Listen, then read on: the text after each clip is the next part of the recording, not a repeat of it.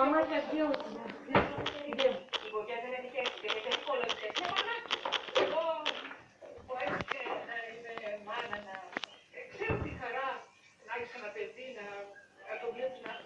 Μεγαλώνει, να ανοίξει τη φτερά και να σου ανταποδίδει τις θυσίες σου.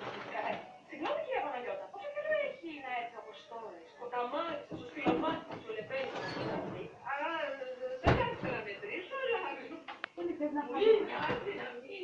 Κι αν θυμάμαι καλά, πως αυτό θα κλείσει τηλεφωνείο, Και έχουν στο φούρνο κάτι πλατάρια. Μη μου καούνε. Χαλιά, αλλά τα άλλα. Τι να κάνω, βλέπεις ανάγνωση στο θέμα. Ναι, αλλά τώρα τι ξέρω. Τι? Για μου είναι ό,τι πολιτικότερο και αξιολογότερο έχω στη ζωή μου. Τι θα ήταν η ζωή μου χωρίς αυτά, ευχαριστώ. Μια απέναντι μελαγχολική έλλειψη, μια σαχάρα. Πραγματικά δεν υπάρχουν λόγια για να περιγράψω την Ναταλή και τον Πέτρο μου. Δηλαδή τα πρόσωπά τους φωτίζουν τη ζωή μου. Ο γλυκός τους λόγος. Παπά, τι θα γίνεις, είμαστε σήκωσε τα βόλια. Η αγάπη τους προς το πρόσωπό μου. Παπά, έλα κάτα για στα πάρω. Σκάσε ρε! Σάκουσα! Δεν θα ανάβει! Άντε ρε!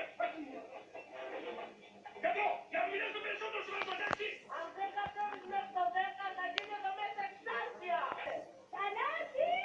Έλα να με πατέξουμε κάτω μέτρα! Θα κατέβω κάτω και θα σε σάσει, Θανάση! Αυτή είναι αυτή που τη φροντίδα και την αγάπη που νιώθει ένας για τον άλλο. 8. Παπά, τι σε φορτώνω. Έλα ρε Θανάση, τέλειωνε! Σκάστε, έρχομαι! Δεν ξέρετε πόσο ωραίο πράγμα είναι αυτές οι φώτες με την οικογένεια.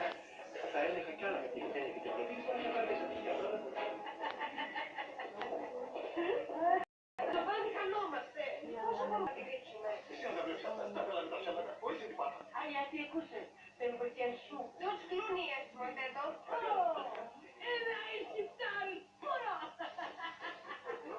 Και vi passano en roccazzo. Με Pieve, Odissea, Κλάνη. Ποιο κλάνη, εδώ, κλούνι. Κλούνι, Κλάνη. Λοιπόν, προφυλάκι, εγώ με τη μαμά θα πούμε έξω, έτσι. Εσύ κάτσε εδώ να κάνεις παρέα στη θεία, γιατί όλους τους Αλβανίους τους βλέπει. Μην βγει έξω, μην μιλήσει σε κανέναν, μην της μιλήσει κανέναν.